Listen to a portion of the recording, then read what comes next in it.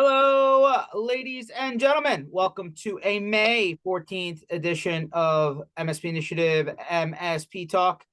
Love May. It's my favorite month. Happens to be my birthday this month.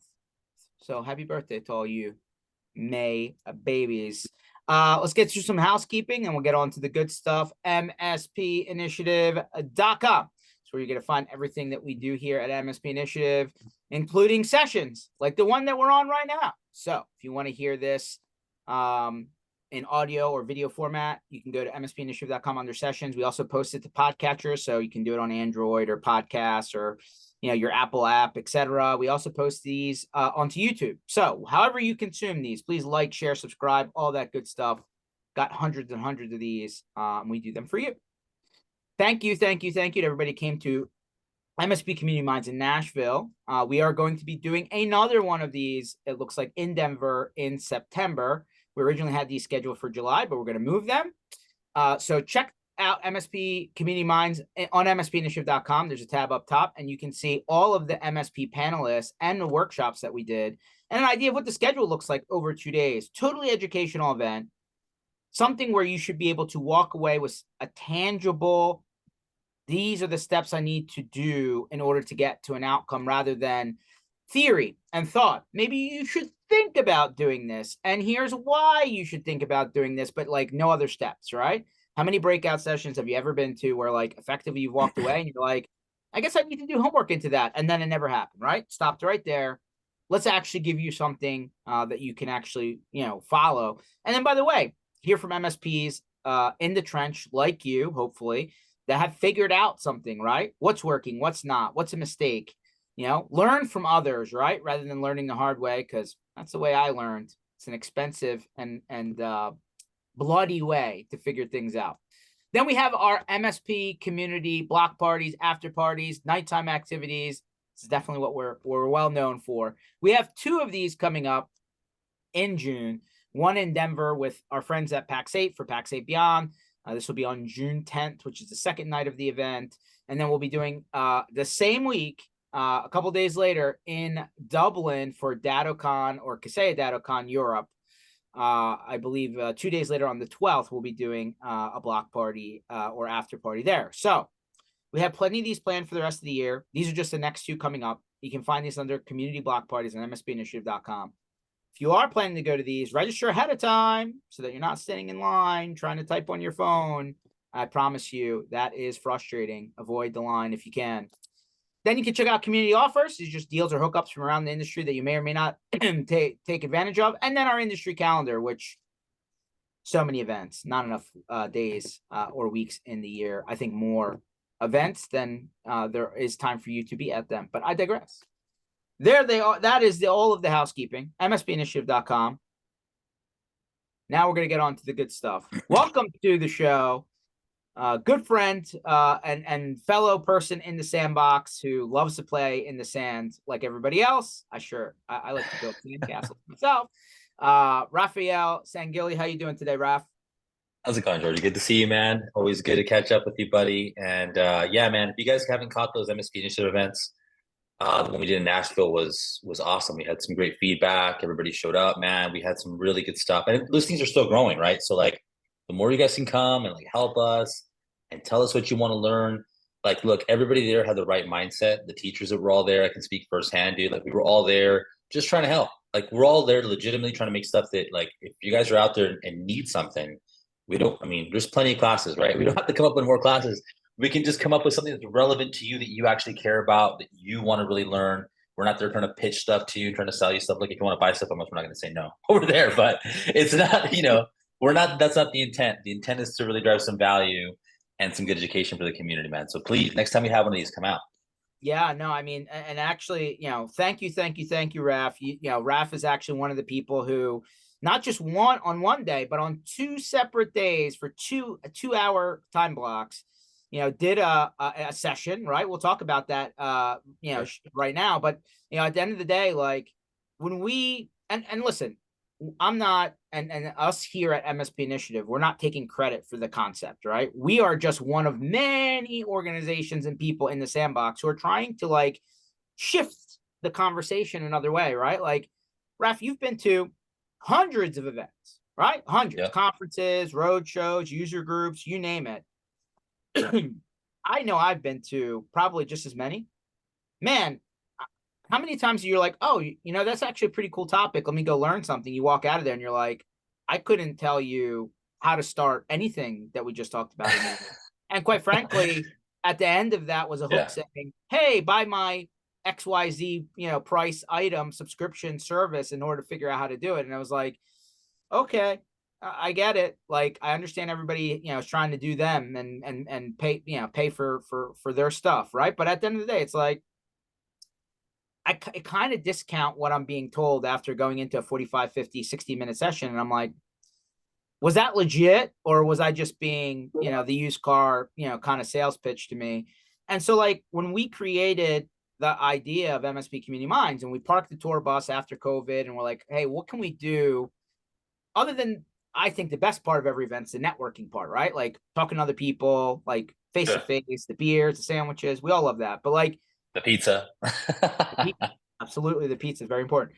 Like, how can we like give back, right, to Yeah.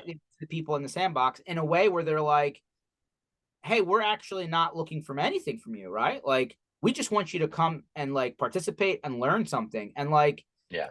there's so few things that are happening out there where that's the base idea, right? Like, and that's really what, and again, not taking credit. I know there's several people out there, I can name many off the top of my head, who are trying to shift into this direction for good reason, right? We want to help the community. But man, I really love all of the times where I learned something as an MSP, like growing up through the industry. I saved myself years, right? Trying to figure out what works, what doesn't. Years. Like, you couldn't buy that time back. Absolutely. So I can't stress that enough. And like, I'm not trying to pump out, any educational events probably worth your time, but we get it, right? Like, how many days, weeks, can you be out of your business, right? Like, there's a Sure. And finite number of attempts, right? every time you're out of the office, man, it's an actual investment, right? So like it sucks when you go to something, you spend time, you have a bunch of stuff going on, you got to bounce out and you got to attend this class, quote unquote class that you think's going to be, educational, and it ends up being, like you said, it's just like some vendor pitch with like the title changed, like how to make money with our product, but not so thinly veiled behind education, right? So that's the whole thing. Is like I've always been a big fan of, look, just give education. I know you see the same things the same way, and that's what I think. Without kind of keep hyping up this event, I mean, there's a ton of really good events out there, but just rule of thumb is you can kind of get a vibe of the speakers of the event, what the event's like, the total energy and the mindset. It's just everybody at that event had a really good mindset of course, just give value first, and everything else will just fall, right? Um, 100%. that's great, man. And I think that's just kind of the culture, man. You breathe that culture. We know that you don't take any crap, so I think everybody was ready for that going into the event, man. So other than that, it was great, bro. The people that there showed up. The class really participated very well. Like everybody was in the class. I think you get some good feedback. And again, I learned, we've taught a million of these classes too, man. We've done a bunch of speaking education spots. I'll tell you what, with a really great class, it also has a mindset of like coming in and learning instead of just sitting there, arms crossed, like, what are you going to teach me, right? But like really with the open mindset, man, we had some great discussions in that class. I learned stuff all the time. Like I learned stuff all the time just from even just, I feel like I'm leading more of a discussion and sharing like, hey, this is things I've seen that works, things that I think are really cool, things that I think I've seen them, be successful out there. By no way am I saying this is my invention. I invented this style of doing this. It's just like, hey, I saw how Michael Jordan dunked the basketball. This is pretty much how he did it, and like if maybe you guys have a different way to dunk a basketball, but this seems to be the best way that I've seen so far. And then I'll share that with people. And then we have a discussion in class about like, hey, how do we do this? Right. And it can relate to anything, marketing, sales, technical stuff. I think it's just, again, it's that mindset of leading an open class, hearing what's working out there from you guys and what's not working. Right. I mean, again, I learned a ton of stuff that might have been really cool a couple years ago. And then today is not working out so well at all. So it's good to just hear that in real time. And like you said, the networking these events, man. If you guys are going to these events, and I know a lot of us go out to these events, and half the time is spent in the networking side, talking to different people in the events, catching conversations in the hallways, and obviously hanging out with the different vendors and doing stuff after class. after work and after classes. But if you're not taking advantage of really hopefully driving some value, figuring out ways that you can capitalize and really understand like the partnership mindset, like a really good partnership mindset, it's a waste of time. You might as well just stay at your office, man. If you're not going to really make them, I mean, still work, right? We're having a good time, but still work. Yeah. So for everybody that, so actually let's go backwards a second. What was your session about at Community Minds? Sure. So my session was all about how to deliver the right message, like how to get the right messaging across, how to tell your story as a brand, how to develop your brand story. Because look, man, one of the things we all realize, right? All MSPs, for the most part, we're basically all selling the same stuff. Okay, it's Pepsi and Coke, right? It's different brands of cola, right? There's going to be a bunch of little flavors and stuff in between, but really, at its core, we're even selling the same logos of the same stuff, right? The same lineup in many cases. So, like, what makes you different when you're all selling the same stuff? And to the person receiving your message, it all kind of sounds the same. Everyone's got great service. Everyone's got great customer service, right? What's deeper than that? What's past that? What do people really connect to? So that's kind of what the class is all about, is figuring out the real essence of your brand, how to build on that, how to identify it, and then scale it and grow. Like, man, there's so many cool tools out there with AI now, generative AI, all that stuff. But I talk about in the class, like that's not going to save you. If you don't understand what your voice should sound like, what you want to say, and why you're saying it, ChatGPT is not going to give that to you. I mean, it's going to be a cool tool once you understand all that stuff and you know how to put the prompts in. Then it's just a matter of figuring out, how to use those tools to tell your story. But the most important part you got to figure out is, what is your story? Like, what makes you different from everybody else that's out there selling the same exact stuff that you are? And that's kind of what we talked about in the class, is finding your voice, finding your style. What is your vibe, right? What are you putting out? And we talk about a whole bunch of stuff in class. I talk about also how to position your products. A lot of people are positioning their services or whatever they're selling, and it could be vendors and it could be partners. All suffer from the same stuff, where they just want to pitch and tell you all about how blah blah blah blah blah. But they sound so safe and they sound so in the hunt to not piss anybody off or turn anybody off. They end up all sounding homogenous and exactly the same, right? And you get lost in what you actually do. Like, think about it. Every business owner, it doesn't matter what we're selling. We could be selling managed services. We could be selling some new software. We could be selling, whatever, new mouse pads. It doesn't matter, right? Whatever it is that we're selling, when somebody's buying it, it's a business decision. It's a B2B sale. There's only four things you're thinking about, right? If I buy your thing, whatever that thing is, your service or whatever that is, how does that impact my sales and my revenue? Right? Like, really specifically, the more specificity you drive behind this, the better it becomes. So how does I buy your backup solution? Right? How is that going to impact my sales? How is that going to impact my marketability or my brand value? How is that going to impact my operational efficiency? So outside of cost, how is it going to impact my operations? And then outside of bottom line cost, how is it impacting my overall financials and my profitability? So if you're selling to SMOP and you understand that whatever problem you're solving for, the next thing the business owner is thinking about is, how does that impact my SMOP? If I buy this thing, what happens to my sales, marketing, operations, and financials? What are the impacts of that problem on those four areas? And it doesn't matter what you're selling. You can actually position some real value, right? And then the second part to that is, hey, if everyone, now you identified the problem, right? What are the three things that everyone's thinking about before they make a buying decision? They're thinking about, well, I don't have to do anything. What if I just keep things the way they are, right? I mean, hey, I'm a smart guy. There's Chat GPT. I'm sure I can figure this out myself. Why can I do it myself? Is there current software, the stuff that I'm using does it? Or, hey, you're not the only guy selling this, so why should I buy it from you? Right? And if you think about it, every marketing program, every sales technique, doesn't matter what you have to ultimately satisfy all those questions. You got to ultimately get to that stuff. So again, when you understand what you're selling, you understand what you're selling against and who you're selling to, like what the actual impact of the stuff that you're driving is selling. The next part is just really figuring out your voice. Like, how do you get that message across, right? Like, we tell people, look, there's three things that make up your brand and why people actually like you, and it has nothing to do or very little to do with the services you sell. It has to do with the people in your company. You got to think they're all talking to you, right? The people in your company end up really representing your brand. It could be some favorite help desk technician, whoever it is that your customers are interacting with, the people in your company. That's one.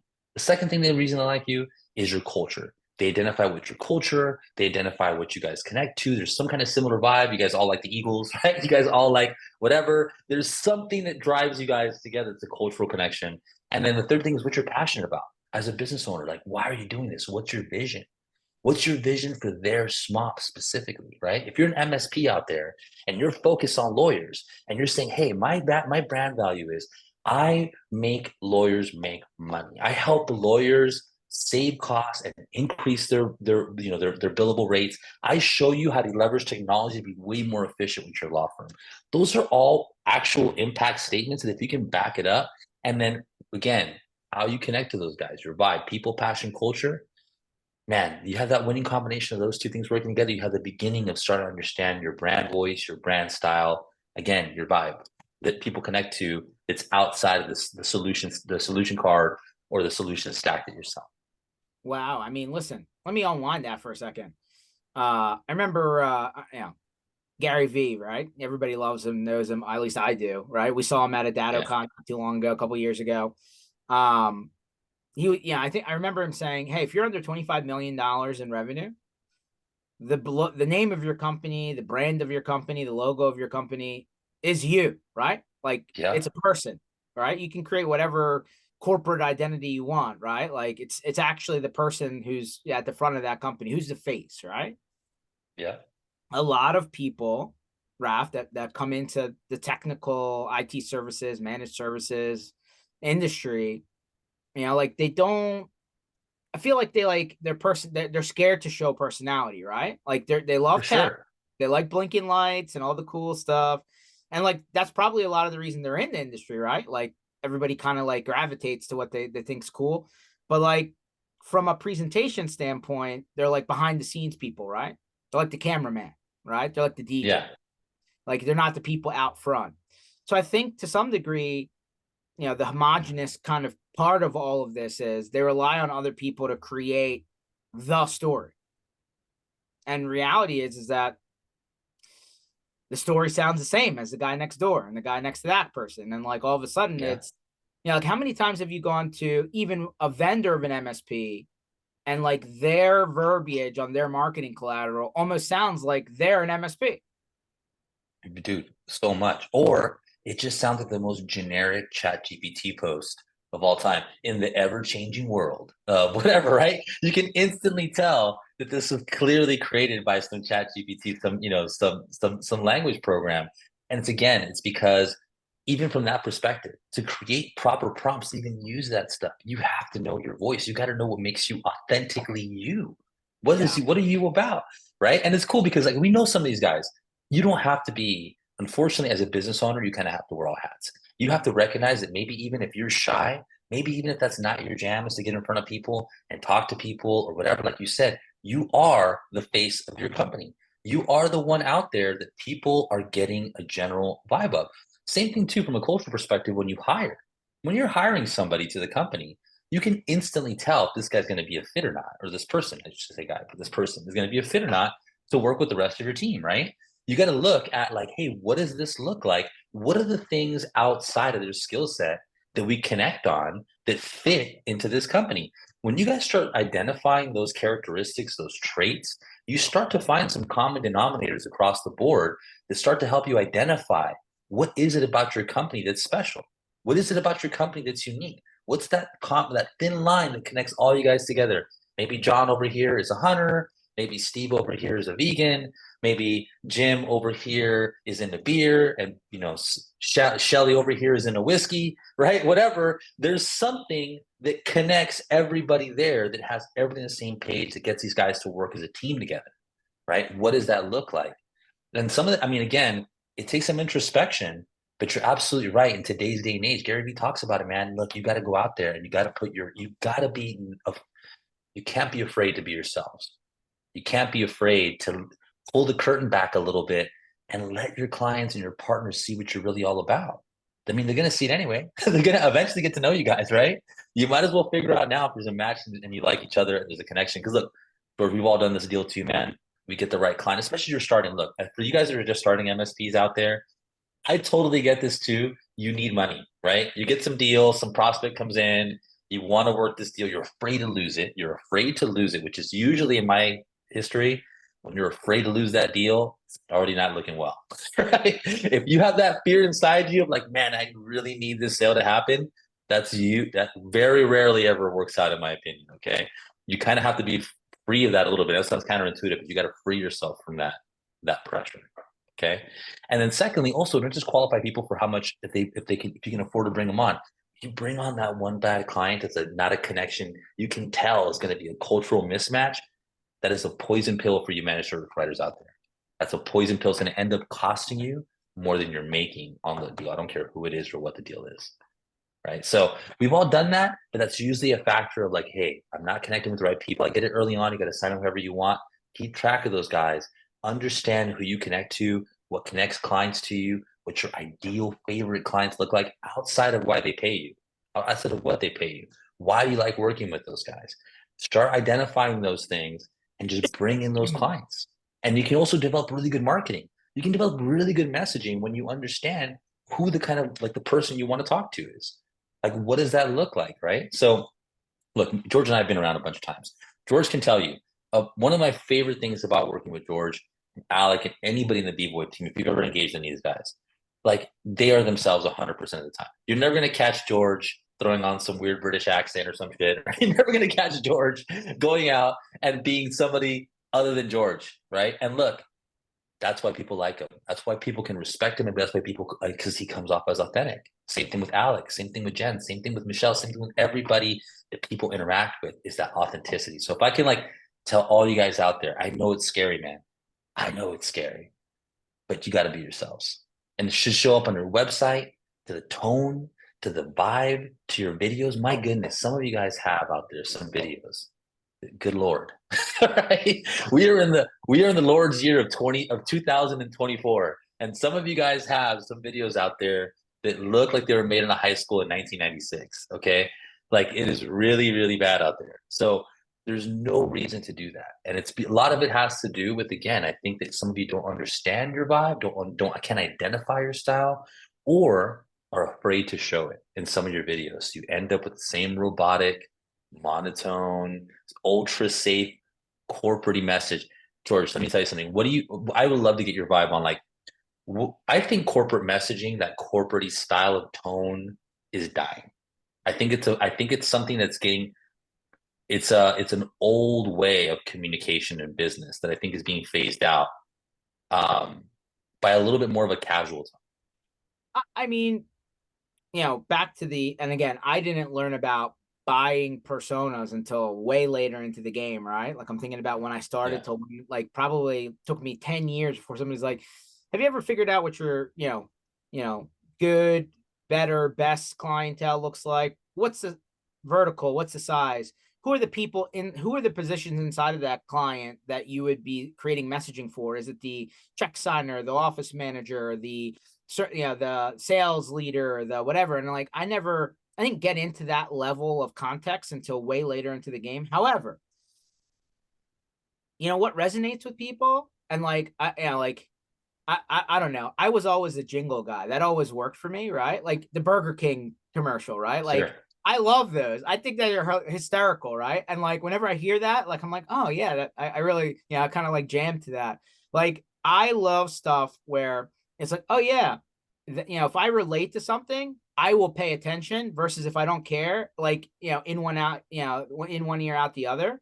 And like, I think part of, to your point, Raph, it's like, hey, like if it's bland, there's too much noise where I just won't even really pay enough attention to get whatever the message is, right? Like it'll just be whitewash for me. Like if I want to stop what I'm doing and pay attention to, I don't care if it's a TV commercial, a radio ad, a feed, right? Instagram, Facebook, whatever, Snapchat, whatever it is that you're on, so many, like I'll just flip through those and I'll never even stop unless something catches me, right?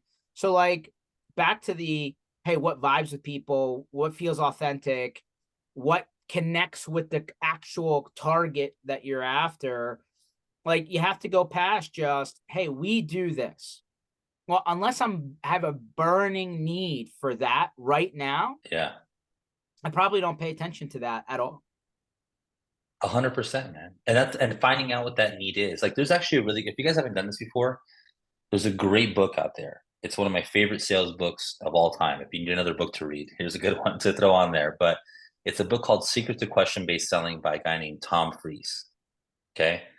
Called short name is QBS. Everyone kind of knows it as QBS. It's one of the best sales books I've ever read. I had the pleasure of meeting the author a while back and working with one of his top trainers way back in the day, in the old MSPU days, the before times, to develop this really cool sales process. Well, going through that and working with that over the years and different capacities and different things, I kind of refined that model a little bit just over time of just kind of working with different stuff. And I found you can really get it. There's like a single page, very easy to follow document. It's just a PAS document. And it helps you figure out, like, again, to that need. What is the need you're solving for? Like, if you guys are listening at home and want to do this real quick, you can literally create this right now on a Word document, or on a back of a napkin, or in your notebook. Okay. Get a blank piece of paper and just put P at the top. Okay. Give yourself 10 lines, like 10 spaces to write a little sentence. Underneath that, put a little A. Okay. And then underneath that, put a little S. And then the A, give yourself 3 sections. And the S, write what is it you're selling? Your backup solution, your managed services. What is the thing that you're selling? On the P, write what problem does that thing fix? What problem does that solve? Right? What is that problem solving? And now write that problem very specifically to the person and the demographic that you're going after. Is it the C-level person at a law firm? Is it the CTO of a manufacturing place? Is it whatever it is to that person? How would they identify that problem in their mind? Okay. And then think about the implications of that problem, the business implications of that problem on their business. So let's just say their problem is shitty backup or bad backup, right? What is that bad backup for this, whatever person, at whatever vertical you're serving? How does that impact their SMOP? How does that impact their sales? How does it impact their marketability? How does it impact their operations? And how does it impact their financials, right? So what are the SMOP implications of that problem to that person? Come up with 10 of them. Come up with 10 of those implications and say losing revenue, obviously, right? Go a little deeper than that. Like, what are financial regulatory compliance issues might be falling out of compliance with? What are some different things? And then write those all as questions. So once you identify, is it a sales problem? Is it a marketing, is this affecting marketing? Is it affecting sales, that implication? Write that out as a question. This is how you would ask the question in a marketing engagement. That is question to sale. So you ask the question in your voice. How would you ask that question to that person? And then think about the alternatives, right? Do nothing, fix it yourself, go with your competition, write the pros and cons of each of those, and then your solution. That's it. Once you have that document, you can give that to marketing and they can come with campaigns out of that. They have messaging that's very specific, that talks to specific pain points that that person cares about. Like, why does this matter to them, right? And then on the sales side, you can actually develop the sales questions that'll coincide with that marketing document. So again, it makes it really easy to get both teams on the same page, but more importantly, for everybody to understand, why would somebody need your service? Why do they care? Why should this guy care about your thing that you're selling? No, that's a simple exercise, I think. I mean, the question is taking the time to actually go and do that, right? And like, by the way, Yeah. I kind of work backwards from, like, if I look at my most successful, customers from a business relationship standpoint, and like say, hey, why did it work so well for these people? And then go backwards to answer some of the questions you just asked. That's where you ride into, well, here's the messaging that I'm actually creating, I think, right? Because if you're trying to duplicate that customer, and that's the customer that you're after, then that's where I want to be able to figure out, hey, why were they so good? What problems did I solve for them? Where did I give them value? Because how many times have we heard, hey, I know everybody looks at price, right? If they can't afford it, they can't afford it. But Sure. Are you selling off of problem solving and value? Or are you just selling, lowest guy wins? Because I think we all know, right? Everybody sells on price, man. Well, Everybody sells on price. yeah, but not everything's created equal, though, right? Like what? Exactly. How many people water down things in order to make the price all the time, right? They didn't change the marketing though. Like how many? Let me give you an example as an MSP. How many times as an MSP was I marketed to single pane of glass? How many times? I Yeah. probably heard Every that a single time. million and A 10, million times. but did it ever actually come true? No. No. Most Or of the what does time, it mean? Like there's so many marketing terms that just mean nothing. Like really, because it doesn't mean anything to the person that's receiving it. Single pane of glass, like what's okay, great. Which pane of glass am I actually looking at? Because I have 3 single pane of glasses. So it doesn't make it a single pane anymore, right? It's like I have multiple panes of glass that I'm still looking at. Right. So it's the same concept, man. I think it's one of those mismatches that when you don't complete a brand promise, you don't complete a marketing promise, it just falls into the noise stack, right? That we're all trying to avoid. How do we separate from noise, man? And noise really is being specific, is being relevant, and being authentic. If you can be specific as to like what problem are you solving specifically, like the more specific the better. Like, what are the actual pain points specifically? That's why vertical, even if you're not verticalized or horizontal for your market, it's good to understand. Because look, as an MSP, we're basically doing one of two things, man. We're either helping our clients make money or helping our clients save money. And if you don't really fully understand those two things, because again, at the end of the day, you're providing technology, but your technology is to produce a business outcome. That's the only reason they care about that technology, right? So you need to really clearly understand how does your services impact this manufacturing place or doctor's office or whoever you're selling to. You have to know their smile, man, because the more you know that, the easier it becomes to become relevant and then to tell it in an authentic way that makes sense, right? I mean, that's really what we're coming down to. But I said a lot. You pointed out just perfect earlier, George. Is who's willing to do it. Like so many of us out there, man, hear this crap. We've heard, I'm sure this is not the first time. I'm not revolutionizing anything. I'm sure this is all stuff most of us in the back of our head have heard somewhere, read somewhere, picked up somewhere, or just know inherently, but doing it. Like taking the time out to actually do the thing, to fill out that form, to create your questions, to do that thing is what separates. And I don't care, everyone's busy. We're all busy. You make the time for the things that are important, right? Like a lot of us right now, dude, a lot of you guys out there have sales teams that are going out there that are all pitching in different ways. They all have their own little tracks and their own style and how they're saying it. Every sales guy should have sort of his own style, but they should all be saying basically like 70%, maybe 75% the same stuff because that's what you ultimately are selling and the way that you're selling it, right? Some of you guys out there aren't practicing at all. You're practicing on your clients. That's crazy. Like, why don't you just record yourselves role playing and practicing and making sure that you know, like, hey, am I doing it the right way? Am I saying it the right way? Am I coming off the way that I want to make sure I'm coming off? All those things, right? Did I forget something? Right? Those are all things that are just functions of lack of practice, man. you know what this reminds me of? Bar rescue.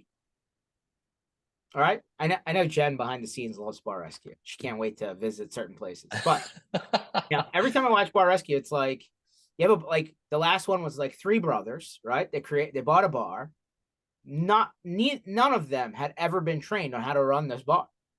They just did whatever they thought was right, and then they ran this thing into the ground. They had a month left to like keep this place alive. Jen's like, I watched that one. Yeah, me too. Here comes in Bar Rescue, and they're like, why is this place so dirty? Like, you walk past the cooler 1,000 times. Like, why is there mold on the door to the cooler? Like, did you not see that? Like, you're not using the right containers for food, right? You brought like Tupperware from home. You can't do that in a commercial environment. Like, why didn't you know? Nobody taught me. Like, I feel like a lot of the same responses, Raph, are what we hear from people in this space, right? It's like, hey, I know technology. Okay, that's great. But like, what about the business of technology, right? What about the 18 things you need to wear as hats in order to be successful, right? There's accounting, there's HR, there's sales, there's marketing, there's supply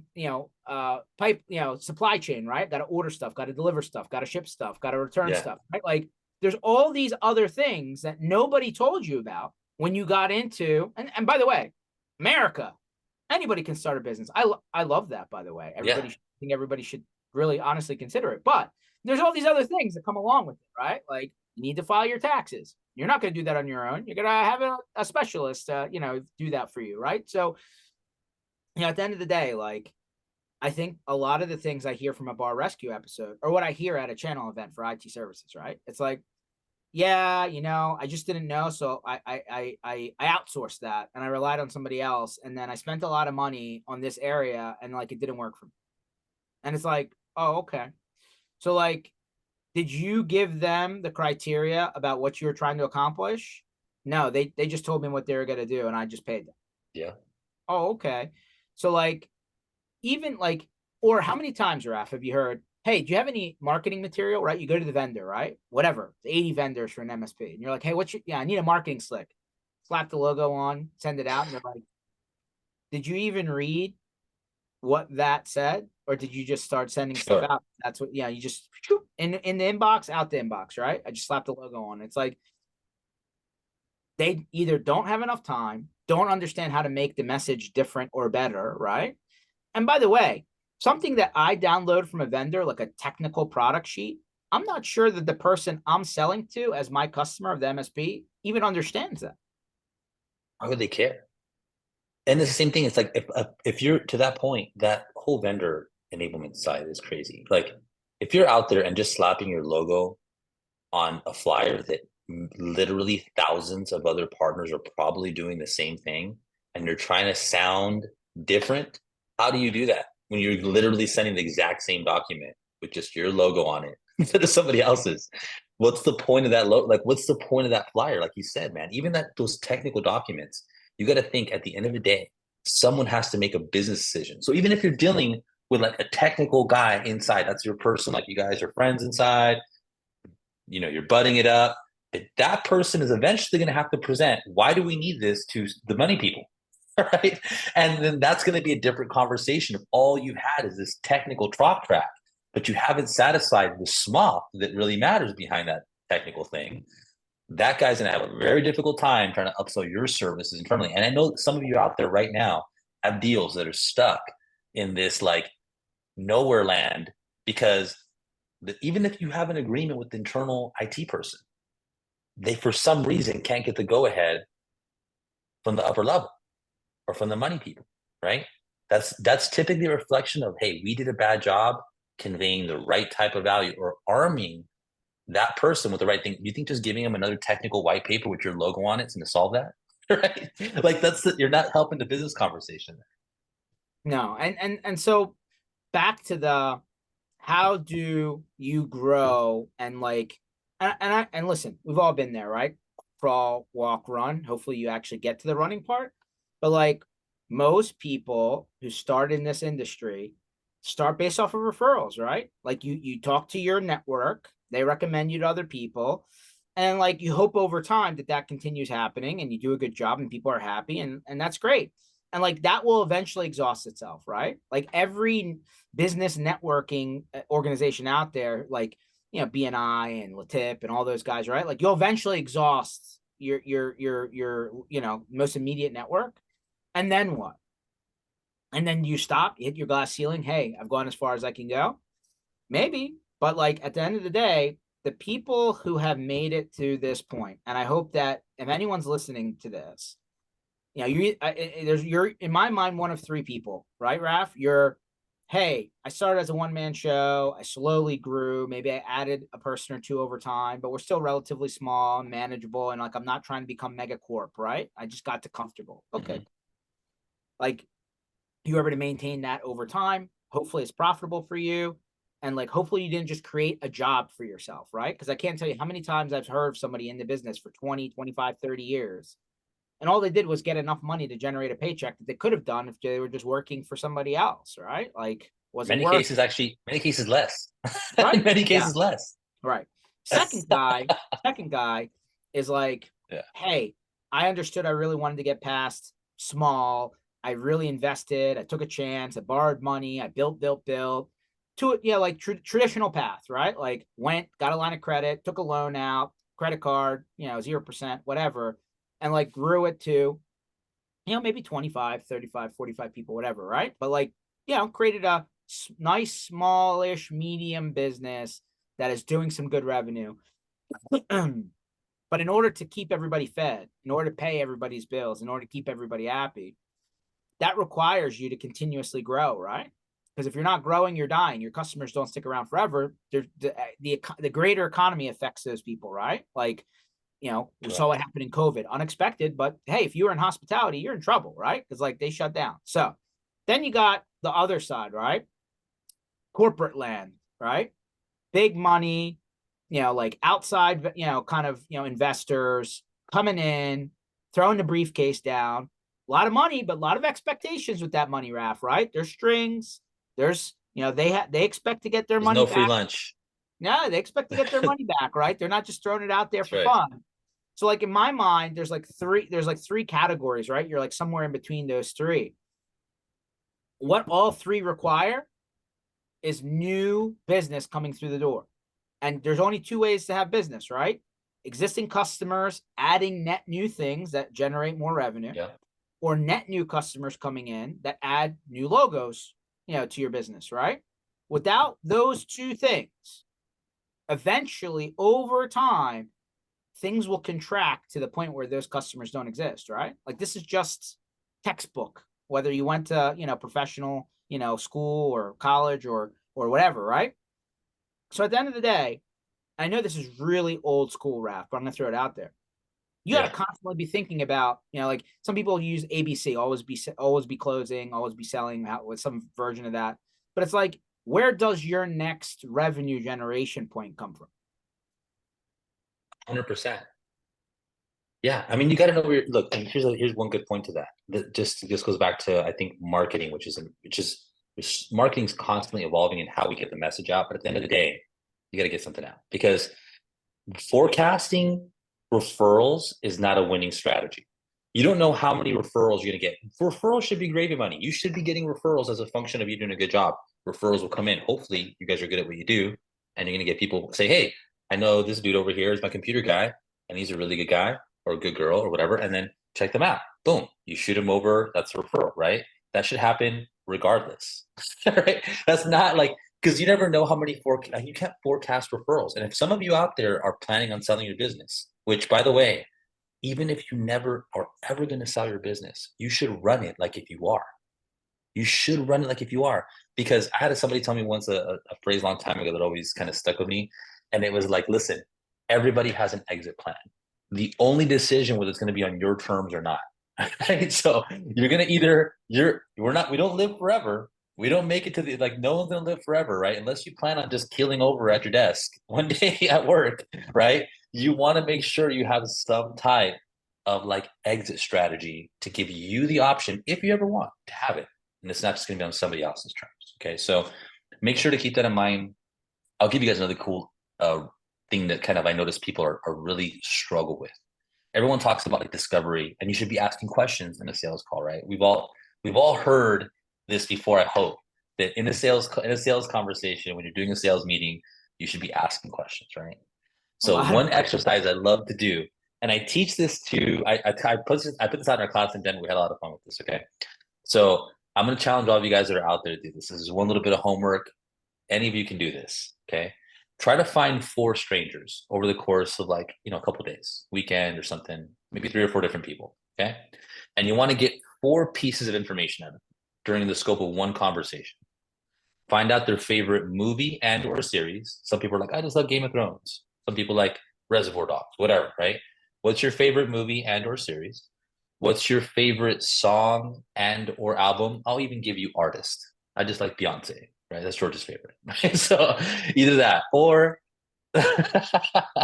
or their favorite color and then their favorite food. Okay. So if you can get all 4 of those pieces of information, they're disparate pieces of information in the scope of one conversation without the person you're talking to asking, why are you asking me this? You win. The moment they ask you, why are you asking me this? You lose. And just take a mental note of this, of why it broke down. These are typically low risk questions, right? Was there any risk in you telling me your favorite food, right? Or your favorite color or whatever, but in the wrong context, right? Without the proper, segue, without the proper reduction of risk in the conversation and credibility, any of those questions come off as like, as high value, as high risk, right? It's more important to a couple things I tell people. One, this teaches you how to gather four disparate pieces of information and constantly be thinking about in the scope of the conversation, man, I got to get this, I got to get that, I got to get this, because that's in a sales call, you have to get disparate pieces of information without making it sound like an interrogation, right? How do you keep it conversational so you know where to go? And the second thing is to be hyper aware. So you're actively listening, but you know where this conversation is going. Like I've seen the best salespeople that I've seen are the ones that make this feel super comfortable. We've all had salespeople sell, like we've all been in that sales environment where it just feels so like nice. It just feels comfortable asking the questions, but I'm learning stuff along the way. It feels kind of like, it doesn't feel like I'm being sold, like sold. It feels like I'm just having a really good educational conversation that's leading somewhere, right? That's typically how we flow. The thing is that most of us are just struggle with like how to ask for that stuff. And I'm saying, look, if you can't get somebody's favorite color, how do you expect to get their budget? How do you expect to get really important stuff? Like, it's in the wrong context, right? Those are like really high value questions that we expect our salespeople to ask. I'm like, look, start practicing by asking people conversationally 4 really low value questions and see how you do and see what you learn from that exercise. No, that's a good point. And quite frankly, back to the genuine answers, right? That we started with in the beginning, right? Like truthful, genuine. Raph, I once had, not very recently, right? I had somebody, I was doing prospecting, I was doing that discovery. I got all their criteria of like what they were after, right? And then on the second call, I went back and I'm like, all the answers changed. And I was like, wait a minute. We talked about this, we talked about this, we talked about this. I was like, all of a sudden, you went to a completely different list of, it's like you went to Yeah. same project. Like, did something change? And what I found out was I was getting half, and like I was getting not 100% truthful responses, right? And it's like, you know what? Maybe this isn't the right fit. I think we should pause. Let's just decide that this is not the right place for both of us. And like maybe you should look into other options, right? Why? I didn't even give you anything yet, right? We're at the very beginning of this. I shouldn't be getting dramatically different answers from call to call, right? From meeting to meeting. So like part of your job, everybody wants to win, right? I hope so. I love winning. But back to the winning the right business versus the wrong business, at that stage, you're just as much evaluating if they're the good fit on the other side. Like, how many times have you gone through the forums, the Reddits, the Facebooks, whatever, and you're like, hey, like the other MSP is not handing over information. The other MSPs, like locking things down. We're having to jump through hoops. And it's like, you ever ask the question, why? Yeah. Like, did they pay their bill? Did it end well? Or, like, was it just, hey, they were shopping and it was that time and it was renewal time and they found a better deal? Or did something go badly, right? And like, by the way, Yeah. if it happened badly with the last guy, it's probably going to happen to you at some point in the timeline, right? So like, like sometimes you do need to do a little bit of extra homework. And to your point, Raf, like if you can't ask basic questions that aren't very, like people would deem not super important, how do you get to the actual, what am I walking into, right? Yeah. And plus, it lets people let their guard down a little bit, man. Like it's practicing getting conversational with your discovery. Because look, there's two things that kind of move a sale along, right? It's credibility and curiosity. If I can leverage credibility to say that, hey, I know what I'm talking about, and then I can leverage curiosity. Curiosity is the speed at which the sale moves. So if I have credibility already established, I can leverage curiosity to kind of make the deal keep moving forward. Like, hey, that sounds great. Next step. I just want you to get to the next step. I'm not trying to close a whole deal. I'm just trying to get from one step to the next step, right? That's where we can leverage credibility and curiosity in each of those steps. But if you're going out there and you're sounding like you're gargling marbles trying to ask these questions, dude, how are you going to, it's going to ruin your credibility, which is going to make it harder for you to get to the other side, right? It's going to make people now question you.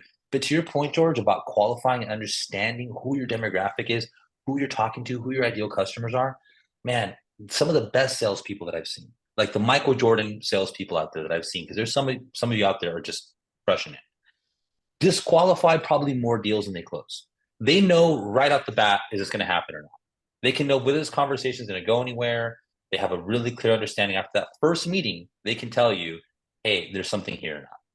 And I think that's a function of just experience, practice, understanding your value, understanding the clients you're going after, understanding what you can do as a business and the impact you provide.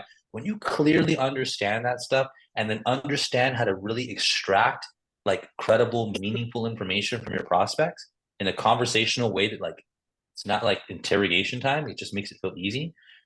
When you're in that position, it's a position of a lot of power.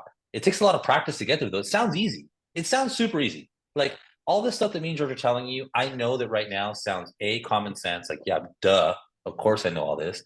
And B, probably sounds super easy. The reality is very few of you are actually doing it, right? Are actually doing it in that way. And so things that again, it's like, man, don't take yourself so serious. You forget to improve and forget to practice and forget to look at where you're vulnerable at. Don't get complacent. Man, one of the things again that I've seen, and George, you have partners that have blown up. Like you have partners that have just reached massive success. Dude, we've all seen these guys out there. They're killing it out there. And they all have, I think, a couple common denominators. One, they never feel like I got it. They're always constantly learning. They're always constantly looking at how to improve. They're always usually open and vulnerable to being like, hey, where can I, like, what can I do better? Like, what am I falling behind at and being real about that? Right. I think they have a mindset that is like, not a mindset of like scarcity of just, yeah, trying to be a snake and steal as many weird deals for me as possible. They have a mindset usually of abundance, of like giving back, of like doing more. What is this really all about? And the third thing I think that I've seen that has really kind of implemented stuff and seen success is people practicing, like actually practicing the function and making improvements and keep continuously growing from there. Like not just being like complacent with their process. It's practicing it, testing it. Is this process that we were using before still applicable today? Whether it's a technical process, whether it's a marketing process, whether it's a sales process, don't fall in love with the process. Fall in love with the results and then figure out how to get there. I'm going to use that. Don't fall in love with the process. Fall in love with the results. Okay, I like that. That's going to be the quote of the day. There we go. Right. That's what I'm going to do. I'm going to actually put that on. I'm going to put that as a theme for my side, right? Be like, hey, everyone, quote of the day. Awesome, man. Process can always be tweaked, right? And actually, like sometimes the recipe does need to be tweaked. Like you might improve it, and sometimes but you need to work backwards from the outcome that you're after. I always work backwards. I don't know why. I just reverse waterfall, whatever they call it, right? It's like, hey, I want this to be what I'm after. I want this to be what my customer feels. I want this to be that, like maybe the question is, Raf, how do I get to the end of my deals or my sales cycle faster? Right? It's like instead of 6 months, I want to make it 3 months, 2 months, 1 month, right? It's like, how do I make that happen for me, right? And you got to like work backwards to that. Or how do I make sure my customer's so happy with me that they will give me a referral if I ask them for it? Yeah. Right? So like these are the things that you should be after. But anyway, Raf, I really appreciate you jumping on here. Thank you, man. By the way, I really appreciate you for jumping into MSP Community Minds. Hopefully we can like recreate the magic in September. And hopefully you're around and you can help us again. Yeah, sure, man. For anyone, and by the way, Raf's actually not even like tied to anyone, right? Like, you would think, oh, by the way, go to rafsmarketing.com. That's not even true. That's not even true. He doesn't even have that, right? He's actually doing other things. But Raf, if somebody was like, hey, I really like what he said, and they want to reach out to you and just say, hey, you were talking about this. Can you put me in the right direction? How do people get a hold of you? Sure. So right now, actually, I am tied to somebody. I've been working with the company for the last few months, really helping them fix their messaging and sales and everything. I'm taking on the position as their CRO. It's a company called Alertops. So you can reach me at Rafael S, Rafael S at Alertops, Alertops.com. Just reach me there. Reach me on LinkedIn, Rafael Sanguily. I have a pretty unique last name, so there's going to be a lot of us running out there. You might run into my dad, maybe, but that's going to be a whole separate conversation. But other than that, if you guys have any questions, look, I'm pretty easy to get a hold of. As a matter of fact, I'm going to give you guys, which I should never do on a live webinar, but I'm going to give you my cell phone number. And if you want to text me or call me, you can reach me there. It's 562-544-8902. This is the like George knows me, man. I am a person who, if you need help, I will literally do whatever I can to help you with this within my power. You guys, we've known each other. This is one of the reasons I love George too. He's the same way about just we give stuff away, man. I'm happy to give away information. I'm happy to give away help, whatever we can, because look, the more that we all help each other, the more we all share information like this in these forums, the better we all do. Man, it's funny, George and I and all of us, all the vendors, and even the partners, we all complaining about the same crap every year about these events and about like, man, we're not getting any value, or I wish it was that, or I wish it was this. Guess who can change all that? We can. We all can. This is our house. We can build it any way we want. So just tell us the stuff that you want to work on. Let's all keep pushing information back together. Let's all keep not falling in love with the process, right? Let's figure out how to get the results and how to always help each other, how to get there better, quicker, faster. This community is what makes us really special, man. That's one of the things I love about this MSP community. We're unique. We're super unique. Like, unless you've ever worked outside this industry, it's something to behold what this channel really is all about. The love, the kind of weird like help that we all do for each other, that we're all there for each other. That's a unicorn in the business world, folks. We got to keep that. That's a special thing I hope we can all keep. Hey man, I can't wait to see you again. I'm sure we'll see each other soon. By the way, you'll go to alertops.com and you'll be like, this has nothing to do with what the session was about. That's the whole point. That's the whole point. We're just trying to help people. Take the help. Take it. Absolutely. Hey, and if I'm in your town, come by and see a comedy show. I actually do we didn't get into any of this, but I do stand-up comedy as well. If you guys ever want to come out and see a show, if I'm in your town, also look me up. Yeah, I need to do that. Guys, this session was absolutely 100% recorded. You want to rewind to get Raf's phone number. And by the way, that's not the first time somebody gave their phone number out. Every time it happens, I almost fall out of my chair. I'm like, oh, wow, that just happened. That's great. So that's awesome. So this session was recorded. You'll find it on mspinitiative.com under sessions. It'll be on our YouTube channel. It'll be on all the podcatchers. You'll see it. You'll see it later on today, hopefully. Raf, thank you again. Be talking to you soon. Everyone else, please keep coming back to these. And hopefully we'll see you either in person or at an event real soon. Have a good one, everyone. See you guys later. Bye, everybody.